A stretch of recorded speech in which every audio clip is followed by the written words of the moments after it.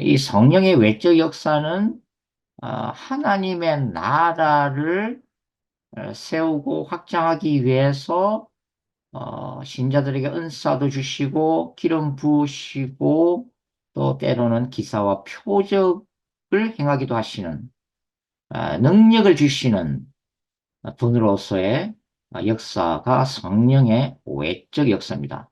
그러면 성령의 내적 역사는 뭐죠? 성령의 내적 역사? 성령의 내적 역사는 어, 죽은 영을 살리시는 역사죠. 그러니까 불신자에게 이제 영이 우리가 죽어 있다 이렇게 표현하잖아요. 그런데 예수 그리스도를 영접하게 되면 성령께서 그의 죽은 영 안에 들어오셔서 생명을 불어넣게 되죠. 그래서 속 사람이 살아나게 되죠. 이것을 이제 뭐 요한복음에서는 3장에서는 물과 성령으로 거듭남 이렇게 표현을 하고 있습니다. 그다음에 이제 또 어떻게 설명할 수 있을까요? 이 내적 역사는 바로 지혜와 계시와 예언의 영으로서의 성령님이죠. 지혜와 계시를 부어주시고 예언의 기름 부음으로 깨닫게 하시고 증거케 하시고 그런 역할을 하게 하시는 분이죠. 뭐 가장 중요한 것은 바로 이 성령의 내적 역사는 예수 그리스도를 닮아가게 하심입니다. 신자가 때로는 넘어져도 계속해서 예수님을 닮아가게 하는 예수님의 거룩한 신부로 영적으로 성장하게 하는 거룩함을 향해서 가도록 하는 성화의 과정을 또 주관하시는 분이 바로 성령님이시죠. 그래서 성령의 외적 역사만 강조하게 되면은 오순절 운동이 되는 거고 성령의 내적 역사만 강조하면은 장로교 신학이 되는 거죠. 그런데 이제 성경은 이 성령의 외적 역사와 성령의 내적 역사의 균형을 제공한다는 얘기죠. 그래서 이 마지막 때의 교회가 이 하나님의 군대가 되기 위해서 성령의 능력을 드리는 것도 중요합니다. 왜냐하면 하늘로부터 오는 능력이 아니고서는 한 영혼인들 우리 힘으로 구원할 수가 없기 때문이죠. 그거는 하늘로부터 오는 능력을 덧입어야 돼요. 그래서 미국의 그 제2차 대각성운동의 주역이었던 찰스 피니는 하늘로부터 오는 이 능력을 드리기를 대단히 강조한 분이에요. 그분이 부흥사로서 또 복음 전도자로서 그분 자신이 성령의 강력한 기름 부음 가운데 찰스 피니가 이 전도하고 말씀을 전하되는 한 도시가 흔들리는 강력한 어떤 기적 역사들도 동반되었다고 하는 거죠. 뭐 그거는 뭐 조나단 에드워즈나 또 뭐 요한 웨슬레의 경우도 좀 마찬가지죠. 성령의 강력한 불의 역사가 뒤따르는 거죠. 그래서 이런 성령의 외적 역사도 필요하다. 그런데 사실은 본질적으로는 성령의 외적 역사보다도 더 중요한 것은 성령의 내적인 역사입니다.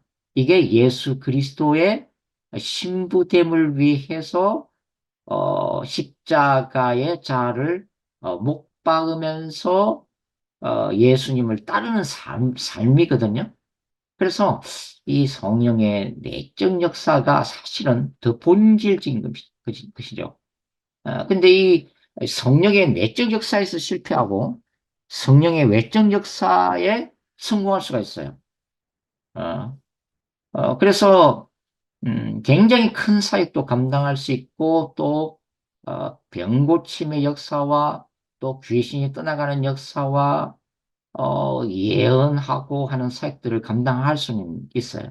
그런데 이 내적인 역사를 실패하면 결국 자신의 영혼마저 잃어버리게 됩니다. 그래서 수많은 은사자들이 하나님의 강력한 능력은 받았지만 이 내적으로 끊임없이 교만을 깨뜨리고 자를 십자가에 자신을 못 박으면서 예수님의 그 거룩한 신부로서의 자리를 지키지 못했기 때문에 수많은 능력 사역자들이 타락하고 배도하고 교만해져서 결국은 지옥으로 떨어져 간 거죠. 기독교 역사에 있어서. 그래서 가장 중요한 것은 성령의 내적 역사, 십자가의 삶을 살아내는 역사. 이게 본질이고, 이 그리스도의 거룩한 신부됨의 기초 위에서 그 다음에 하나님이 부어주시는 놀라운 은사와 기름 부으심과 기사와 표적, 성령의 불의 역사가 있을 때에 하나님의 나라를 강력하게 세워갈 뿐만 아니라 우리 자신의 영혼도 주님 앞에서 지킬 수 있는 그런 바람직한 그런 길이죠. 그래서 성령님은 이렇게 외적 역사와 내적 역사가 있다. 이렇게 기억을 하시면 되겠습니다. 자, 오늘 이제 이 요한 계시록에서는 성령님을 어떻게 소개하고 있어요? 1장 4절에 보시면 그의 보좌 앞에 있는 일곱 영, 보좌 앞에 있는 일곱 영으로 성령님을 표현을 하고 있죠. 일곱 영, 완전수 7, 제가 수비학에서 이미 말씀을 드렸습니다. 하나님의 숫자, 완전한 일곱 영으로 성령님은 표현이 되어지고 있어요. 이는 완전하신 그 성령님의 능력과 영광을 상징하고 있는 거죠. 나중에 우리가 요한계시록 4장을 이제 공부할 때 4장 5절을 보시면 성령님이 어떻게 표현되냐면은 보좌 앞에서 하나님의 보좌 앞에서 타오르는 일곱 개의 등불로 표현돼요. 일곱 개의 등불. 자, 일곱 개의 등불 딱 하면은 딱 머리에 떠오르는 구약의 이미지가 뭐죠? 그렇습니다. 성막이죠, 성막. 성막의 성수 안에 있는 메노라. 그죠? 일곱 개의 금초대. 바로 그 이미지가 떠오르죠.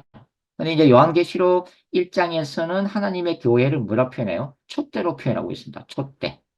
그렇다면은 일곱 개의 등불은 이 성막과 그 다음에 이 1장에서 예수님이 이제 일곱 촛대 사이를 거니시면서 그 촛대를 교회 공동체로 예수님이 해석을 해 주시잖아요. 그렇다면은 이 연관성이 뭐예요? 바로 그 옛날 성소에서 일곱 개의 금촛대가 24시간 성소를 환하게 이 밝혔다고 하는 거죠. 어, 그렇다면은 교회 공동체에서의 성령 역사는 일곱 개의 등불의 이미지를 가진 성령님의 역사는 바로 교회를 빛으로 밝히 비추면서 인도하시는 교회를 다스리시는 영이에요. 예.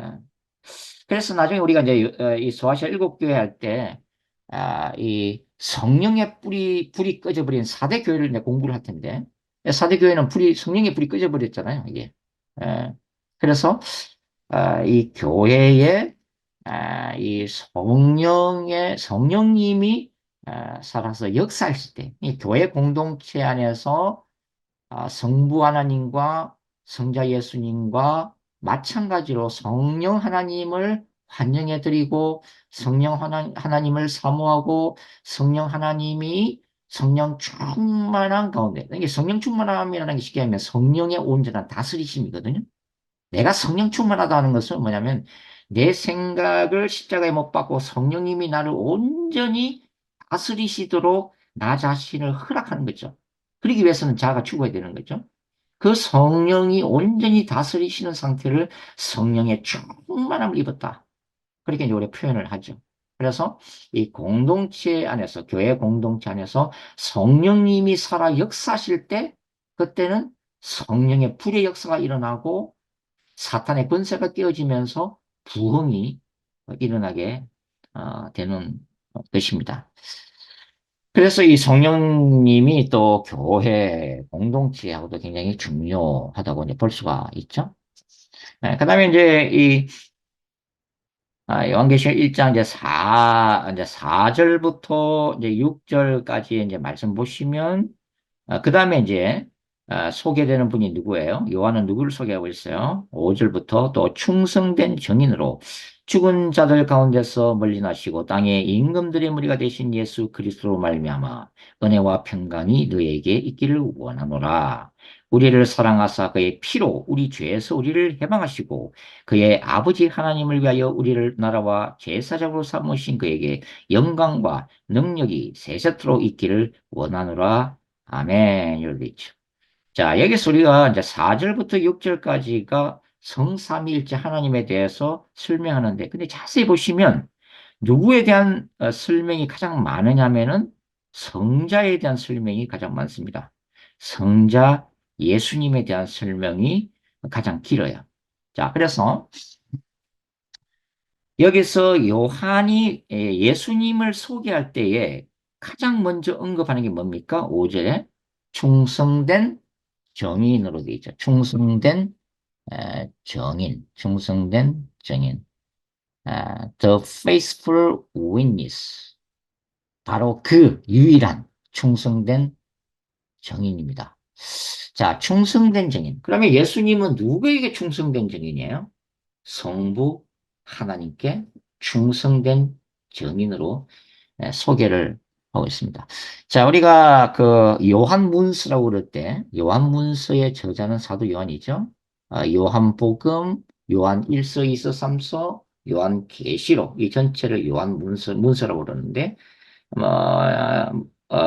민감하게 가면 또 논쟁거리가 되지만 여하튼 사도 요한을 우리가 이제 이 저자로 보는 거죠.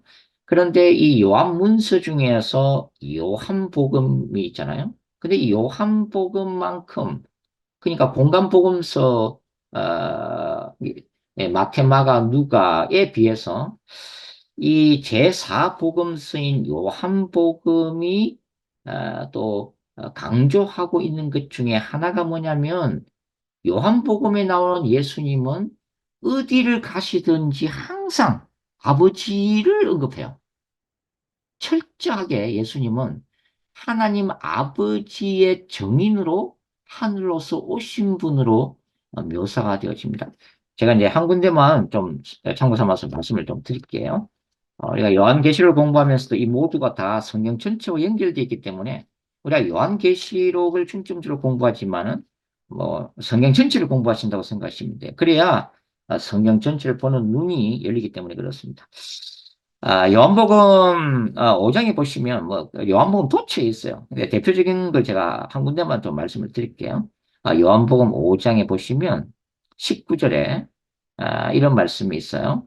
그러므로 예수께서 그들에게 이르시되 내가 진실로 진실로 너에게 이르노니 아들이 예수님 자신이죠. 아들이 아버지께서 하시는 일을 보지 않고는 아무것도 스스로 할 수 없나니 굉장히 이상한 구절이에요.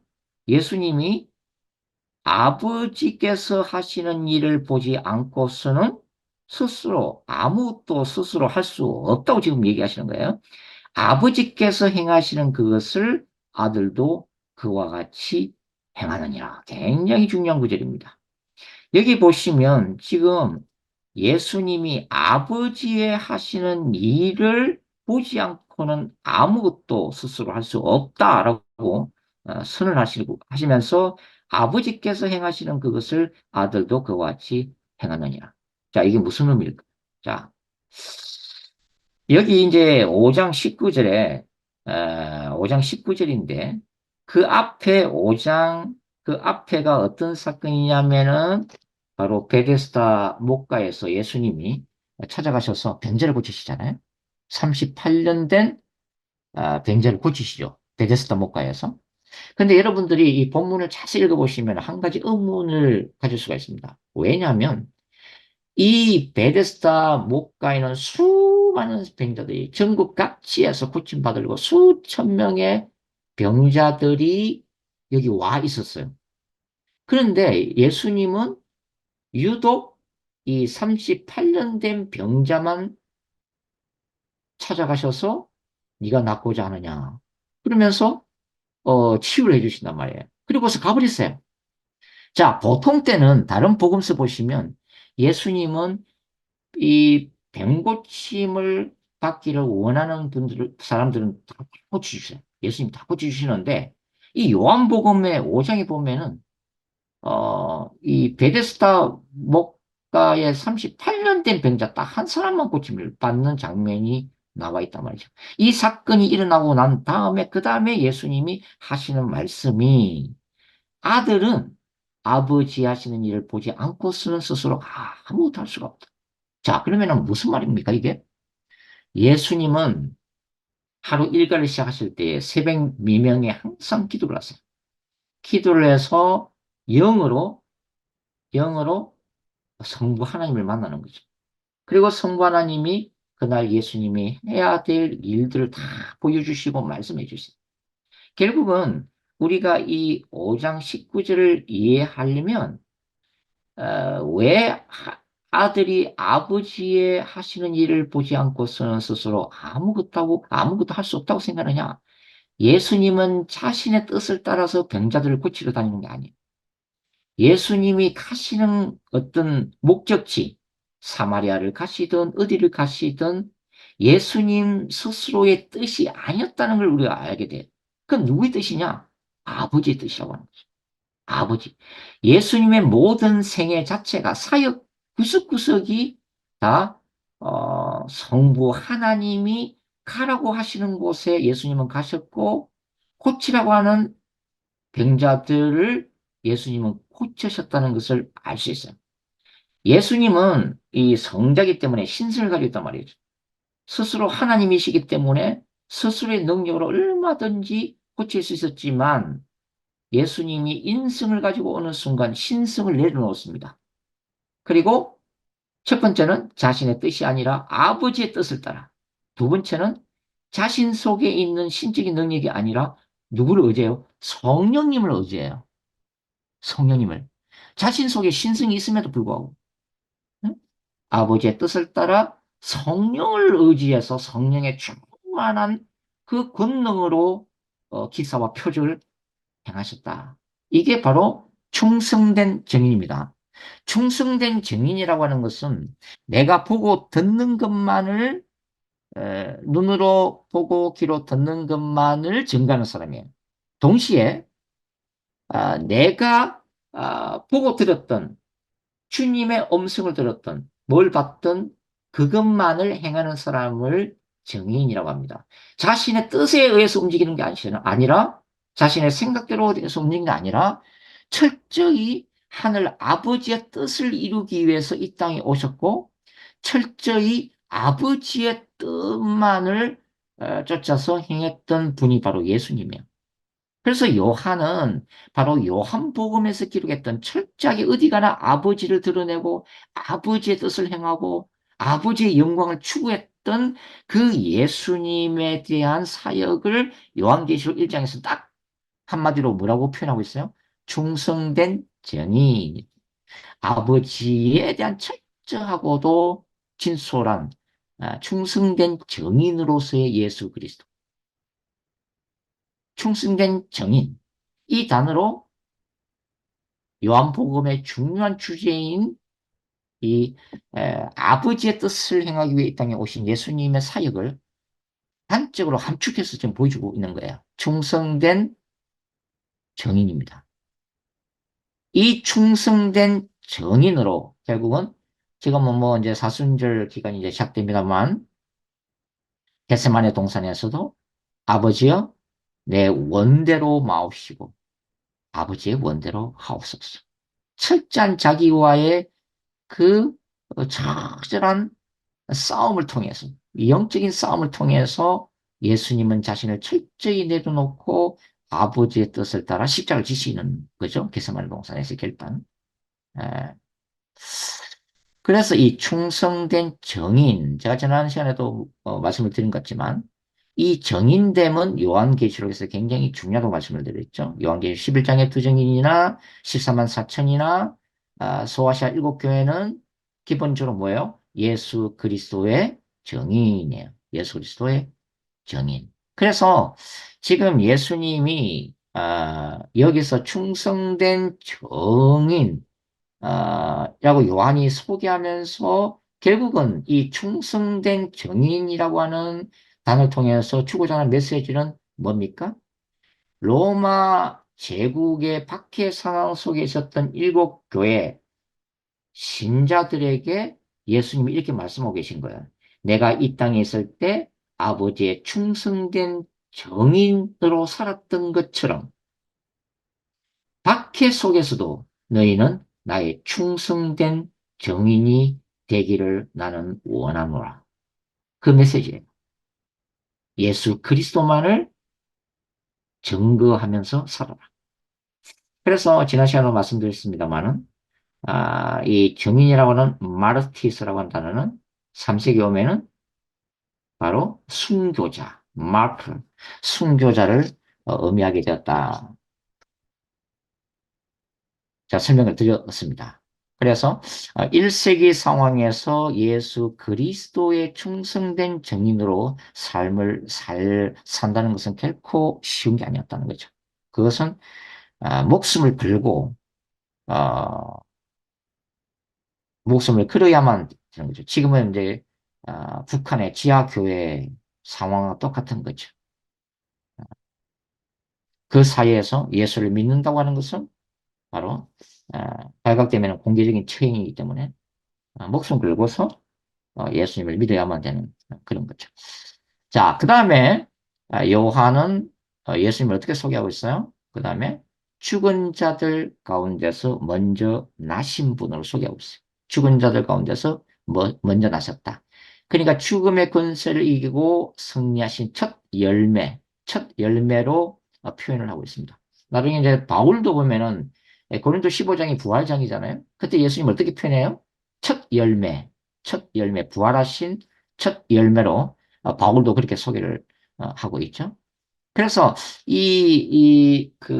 죽은 자들 가운데 가장 먼저 일어나신 첫 열매로 아버지께 자신을 드렸던 이 예수 그리스도의 십자가 사건은 그리건 전쟁에서의 승리의 시작이다. 이렇게 제가 이제 종종 말씀을 드렸죠. 그리고 이 십자가에서 부활의 첫 열매가 되신 예수 그리스도 안에서 이제 신자들은 종말론적인 꿈을 꾸기 시작하는 거죠. 어, 바로 부활의 영광입니다. 부활의 영광.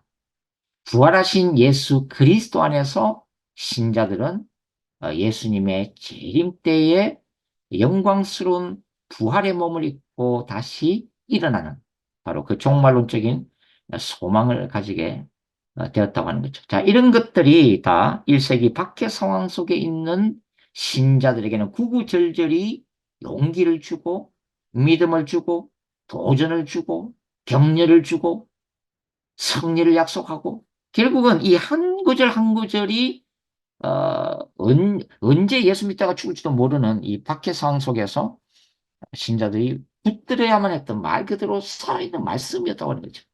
뭐 편안한 상황 속에서 우리가 요한계시록을 지금 읽고 공부하는 이 상황과는 완전히 틀린 거죠. 1세기의 상황은. 자, 그 다음에 요한은 그 예수님을 뭐라고 소개하고 있어요? 땅의 머리들의 임금이 되신 분이다. 이렇게 소개하고 있죠. 땅의 머리들의 임금이 되신 분이다. 자, 땅의 머리들의 임금이 되셨다. 이 구절을 이해하려면은 1세기 상황을 이해를 해야 됩니다. 그 중에 이제 하나의 중요한 문서가 뭐냐면, 네로의 스승이 철학자 세네카죠. 세네카가 이제 네로 황제의 스승인데, 이 세네카가 네로 황제를 보면서 남겼던 말이 있습니다. 그게 뭐냐면, 네로를 이제 칭송하면서 네로야말로 로마 제국의 머리다 이렇게 선포를 했어요. 로마 제국의 머리다. 그런데 그러한 로마 세계 안에서 요한은 지금 예수님을 뭐라고 소개를 하고 있어요? 땅의 머리들의 임금이다. 땅의 머리들의 임금이다. King of Kings. 그렇게 소개를 하고 있죠. 어, 그래서 이 요한계시록에는 땅의 머리들의 임금 대신 예수님, 그리고 요한계시록 5장 가시면 일곱 봉인을 떼시는 우주적인 왕 대신 그리스도. 그죠? 그 다음에 또 계시록 또 12장 가시면 부정인에 가면은 이 땅의 주라고 소개를 합니다. 이 땅을 다스리시는, 이 모든 피조 세계를 다스리시는 주인, 로 소개를 하는 거죠. 그리고 이제 연기시록 19장에 가시면은 재림장에 가면은 예수님 허벅다리에 뭐라고 적혀 있어요? 만왕의 왕, 만주의 주라고 뚜렷하게 적혀 있습니다. 그래서 새하늘과 새 땅이라는 것은 뭐예요? 바로 왕의 기환이죠. 왕이 다시 오심. 우주적인 왕이 오셔서 기환하셔서 그분의 백성들을 직접 다스리신, 그게 새하늘과 새 땅이에요. 새 예루살렘 성이죠. 그래서 지금 요한은 이 1세기 이 편지를 읽고 듣고 있는 신자들에게 로마 제국의 통치권을 가지고 있는 로마 황제를 두려워하지 마라. 이 땅의 왕들, 이 땅의 왕들의 왕이 있다. 그분이 예수 그리스도다. 그러니까 로마 제국을 두려워하지 말라는 거예요. 예? 만왕의 왕이 오신다. 이렇게 기록을 해놓은 것이. 그 다음에 이제 1장에서 쭉 이제 읽어보시면 1장 5절에서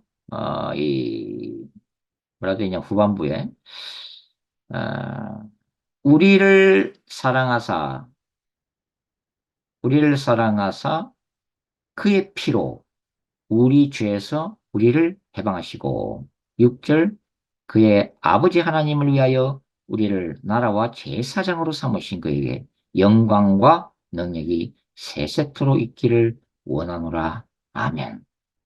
요한계시록 1장에 나와 있는 그리스도 창가입니다. 그리스도 창가. 자, 우리가 이제 신약을 공부할 때에 이 유명한 그리스도 창가가 하나 아, 있어요. 그게 뭐냐면 빌립보서 2장에 나오는 창가죠. 빌립보서 2장에 나오는 창가인데 이 빌립보서 이제 2장 6절부터 11절에 나오는 바울이 기록했던 그리스도의 창가는 초대 교회에서 굉장히 이렇게 이런 식의 기록되었던 문서입니다. 이 빌립보서 2장 6절부터 11절까지가 뭐 여러분들도 다 들어보시면 아시는 본문인데 그는 근본 하나님의 본체시나 그죠? 하나님과 동등됨을 취할 것을 여기지 아니하시고 오히려 자기를 비워 종의 행체를 가져 사람들과 같이 되셨다. 예, 지극히 자기를 낮추신 성자 예수님을 하나님이 부활시키심으로 그리고 우주적인 왕으로 저기심을 해서 높이시오. 지극히 높이십니다. 그래서 모든 우주의 피조물들 가운데 예수의 이름에 무릎을 꿇게 하셨다 하는 게 바로 빌립보서 2장에 나오는 그리스도 창가입니다. 그래서 초대교회는 일찍이부터 이 그리스도 창가를 예배 때 사용을 했다는 거예요. 신자들이 이 그리스도 창가를 부르고 선포를 했던 굉장히 오래된 문서가 바로 이 빌립보서 2장 6절부터 11절에 나오는 그리스도 창가죠. 자, 요한은 계시록에서 어떤 창가를 지금 부르고 있어요? 그리스도에 대해서 어떤 창가를 부르고 있죠? 그의 피로 우리 죄에서 우리를 아, 해방을 하셨다. 그의 죄에서 우리를 해방을 하셨다. 이렇게 이제 아, 찬양을 하고 있습니다. 보혜를 통해서 죄에서 구원하신 구원자. 굉장히 중요하죠, 이거. 뭐 다 중요합니다만은, 지금도 더 사순절 기간이니까, 이 보혈, 십자가의 보혈로 죄와 사탄적 근세에서 우리를 구원하신 그리스도, 이 창가. 그래서 그리스도의 피를 통해서 죄로부터 우리를 구원하시고 우리를 나라와 제사장으로 삼으셨다. 자, 이 피로 우리를 구원하셨다 하는 이미지가 뭐죠? 바로 어린 양입니다. 죽임당하신 어린 양. 그래서 요한계시록에는 이 어린 양이라고 하는 단어가 굉장히 많이 나옵니다. 한 28군데 정도 나와요. 어린 양, 어린 양, 어린 양. 이 어린 양이 이제 죽임당하신 어린 양이고, 대표적인 것은 이제 요한계시록 4장 보면 유다 지파 사자 죽임당하신 어린 양. 그게 대표적인 본문이죠, 이게. 그래서 이 요한계시록이 이 어린 양, 죽임당하신 어린 양을 상당히 많이 언급을 하고 있다는 자체는 그만큼 어린 양의 피로 죄와 사탄의 권세를 이기시고 승리케 하신 그리스도를 굉장히 강조를 하고 있는 거죠. 그 피뿌림의 역사의 결과로 이 그리스도를 통해서 신자들은 누구를 위하여? 여기 보면은 하나님을 위하여 뭐가 됐어요? 하나님의 나라가 되었다는 거죠. 하나님의 나라. 이게 이제 하나님의 나라인데 더 정확한 의미는 하나님의 왕국입니다. 킹덤 오브 갓이에요. 이게 나라라고 하는 뭐 번역보다는 사실은 왕국이라는 번역이 더 좋죠. 왜냐하면 왕 대신 그리스도께서 통치하시는 왕국이기 때문에 그렇죠. 여하튼 여기에서는 이제 그 단수형이 기록되어 있는데 하나로서의 하나님의 왕국이 되었다는 거죠. 모든 신자들이 하나의 왕국에 소속되어 있다. 그리고 복수행의 제사장들이 기록되어 있어요. 우리 모두는 제사장이다. 여러분들 딱 떠오르죠? 베드로전서 2장 9절. 우리는 왕 같은 제사장, 택하신 족속이요 왕 같은 제사장이다. 굉장히 유명한 구절이죠. 그래서 이 놀라우신 일을 행하신 예수 그리스도께 뭐라고 하고 있어요? 아, 영광과 능력이 세세토록 있기를 원하노라. 아멘. 이렇게 얘기를 하고 있죠. 영광과 능력. 이때 능력은 단순한 힘이라기보다는 통치권, 주권을 얘기를 합니다. 그래서 영광을 받으시고 그 다음에 능력으로 우리를 다스리심. 그게 하나님의 나라 통치로 통치하시는 그리스도. 그게 왕의 가장 중요한 직무잖아요. 그분께서 영원히 영광을 받기를 원한다. 이렇게 요한은 얘기를 하고 있습니다. 자, 그 다음에 이제, 우리가 공부해야 될 게 이제, 1장 7절 말씀이죠. 1장 7절 말씀인데, 1장 7절을 다 못할 것 같은데, 하여튼 간에 하는 데까지 하고, 지금. 자, 1장 7절은 뭐라고 되어 있어요? 1장 7절에는 볼지어다 그가 구름을 타고 오시리라. 각 사람의 눈이 그를 보겠고 그를 찌른 자들도 볼 것이요. 땅에 있는 모든 족속이 그로 말미암아 애곡하리니 그러하리라. 아멘. 이게 굉장히 중요한 거죠. 다시 한번 읽겠습니다. 볼지어다 보라 이런 뜻이죠. 그가 구름을 타고 오시리라. 각 사람의 눈이 그를 보겠고 그를 찌른 자들도 볼 것이요 땅에 있는 모든 족속이 그로 말미암아 애곡하리니 그러하리라. 아멘. 어, 조금은 어려울 수가 있는데요. 제가 걱정이 되는데 그래도 여기 계시는 분들이 다 박사과정이라 생각을 하고 제가 그냥 설명을 하겠습니다. 음, 1장 7절을 우리가 이제 예수님의 재림으로 이제 생각하고 있는데 최근 학자들은 이제 이 1장 7절이 예수 그리스도의 재림이 아니라 예수 그리스도의 초림을 의미하고 있다. 특별히 여기에 이 구름을 타고 오시리라 하는 것은 구름을 타고 가시리라 이렇게 해석을 할 수 있는 헬라어이기 때문에 예수 그리스도의 성전 사건을 의미하고 있다라고 하는 몇몇 학자들의 주장이 있습니다. 자, 우리가 이제 1장 7절을 깊이 이제 이해하기 위해서는 이분들의 이제 주장도 같이 생각하면서 공부를 하도록 할게요. 자, 여기서 이제 오시리라. 예수께서 구름을 타고 오시리라. 이 오시리라. 이 엘코마이가 현재형으로 쓰였습니다. 헬라에서 현재형은 보통 보면 가장 가장 그 흔한 용법이 반복하는 거예요. 계속 그 현재형으로 쓰던 그 동작을 계속 반복하는 건데 또 다른 그 헬라어 문법은 어떤 게 있냐면은 이 현재형으로 쓰였지만 때로는 이 현재형으로 쓰인 헬라 동사가 과거, 현재, 미래까지 다 이렇게 포함할 수가 있는 그런 용법도 있다고 하는 거예요. 그래서 이제 조금 어려운 말로 이 사건을 이제 성전 사건으로 해석하는 학자들은 과거형 현재로 보고 있습니다. 과거형 현재.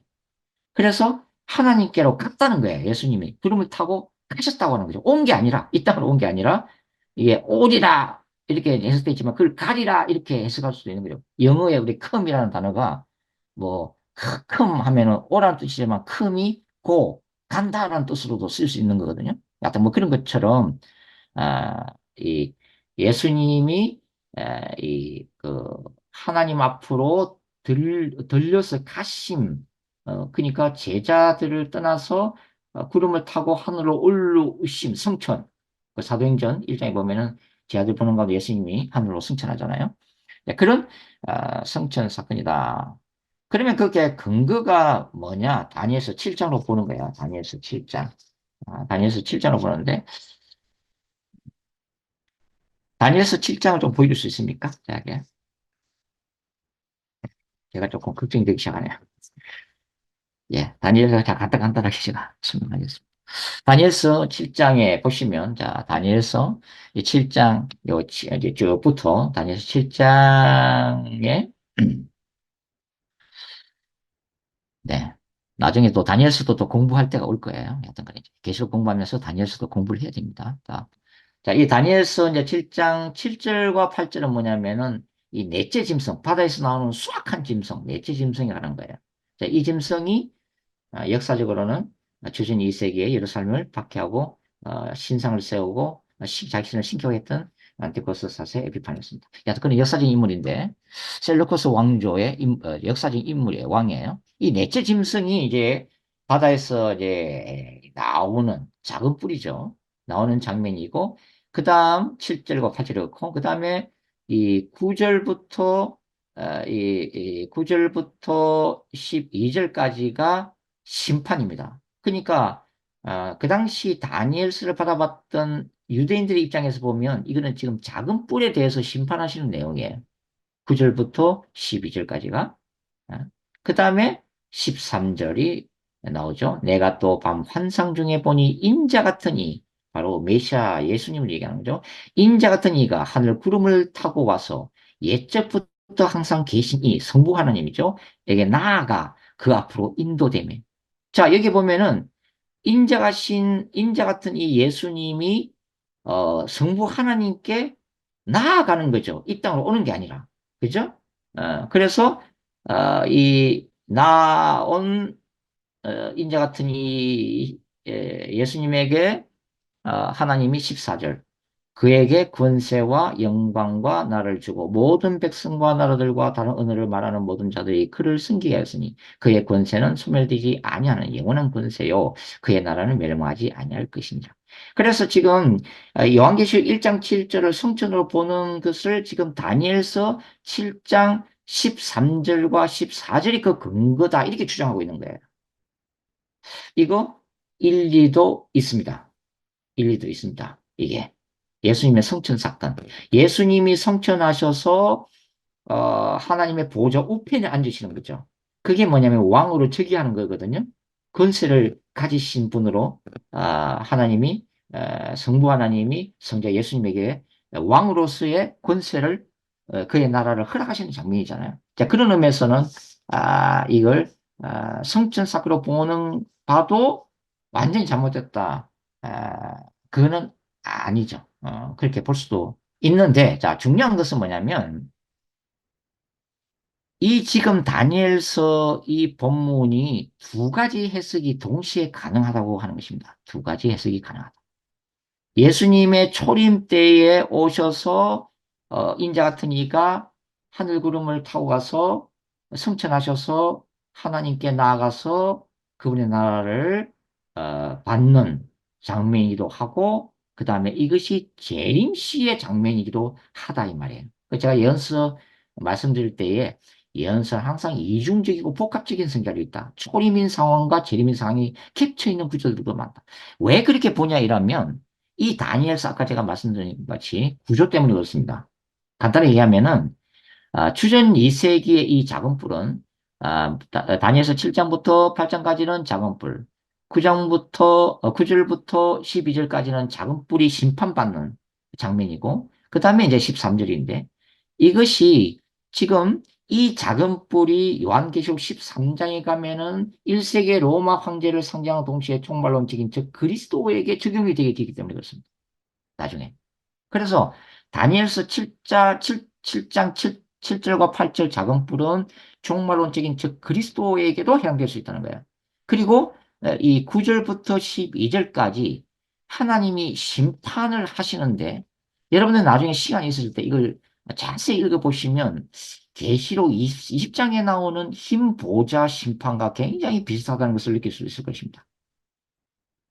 예수님의 재림 상황과 흰 보호자 심판, 용인 사탄과 적그리스도와 거짓 선지자, 이 땅에 죄악된 세상을 심판하시는 백보자 심판, 흰보자 심판하고 너무 이미지가 똑같다는 거야. 그런 맥락에서 볼 때 요 7장 13절과 14절은 예수님이 재림하셔서 모든 악의 권세를 깨뜨리시고 이제는 완전하게 성취된 영원한 하나님의 나라 왕으로 등극하는 즉위하는 장면이다 하는 거죠. 그래서 지금 결론적으로 뭐냐면 1장 7절에 나오는 이 말씀을 성천사건이라기보다는 재림으로 우리가 전통적으로 해석하는 것이 더 낫겠다 는 거예요. 볼지어다 그가 구름을 타고 오시리라. 각 사람의 눈이 그를 보겠고 그를 찌른 자들도 볼 것이요 땅에 있는 모든 족속이 그로 말미암아 애곡하리니 그러하리라. 아멘. 아멘. 어, 예수님이 재림하는 사건으로 봐야 된다는 게 저의 개인적인 주장입니다.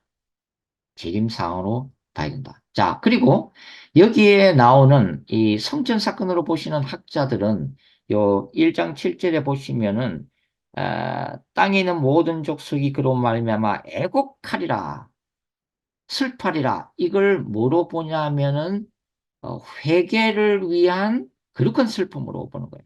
그래서 이 회개 역사가 예수님의 출임부터 재림까지 지속적으로 일어나는 사건이다. 그렇게 어, 주장합니다. 어, 뭐 대표적인 뭐 분 중에 한 분이 뭐 이런 뭐 얘기도 관계없어요. 이필찬 교수 같은 경우는 바로 이렇게 이제 주장을 하죠. 성전 사건이고 여기 나오는 이 애곡한다는 것은 회개하는 사건이다. 이렇게 이제 보이죠. 왜냐면 이필찬 목사님이 자기 책에서 이렇게 밝히고 있으니까. 이필찬 교수의 요한계시록 내가 속히 오리라 하는 책에 그대로 이제 이렇게 주장을 하고 있는데 그는 저는 이제 다르게 본다고 하는 거죠. 그러면서 이 이필창 교수는 이 구절을 스가랴 12장 10절하고 동일한 구절로 봅니다. 제가 읽어드릴게요. 그냥 읽어드릴게요. 내가 다윗의 집과 예루살렘 주민에게 은총과 강구하는 심령을 부어주리니 그들이 그 찌른 바 그를 바라보고 그를 위하여 애통하기를 독자를 위하여 애통하듯 하며 그를 위하여 통곡하기를 장자를 위하여 통곡하듯 하리다. 그래서 요 구절은 지금 예루살렘이 유대인들이 회개 하는 사건이다. 이렇게 이제 또 연결을 하고 있습니다. 저는 요 스가랴 12장, 자 스가랴서는 9장부터 14장까지가 예수님의 초림과 재림에 대한 상황을 다루고 있고 특별히 이 스가랴서 12장부터 14장은 특별히 재림 상황을 다루고 있다는 것을 감안하면 여기에 나오는 이 스가랴 12장 10절에 나오는 이런 회개 사건은 예수님의 재림 직전에 이스라엘을 뒤흔들 회개 사건으로 저는 본다는 거죠. 종말론적인 이스라엘의 구원을 위해서 일어날 예루살렘의 마지막 때의 강력한 회개 사건으로 저는 보고 있습니다. 예수님의 초림과 재림 사이에 일어나는 일반적인 회개 역사가 아니라 종말론적인 회개다. 저는 그렇게 이제 아, 보고 있다고 하는 거죠.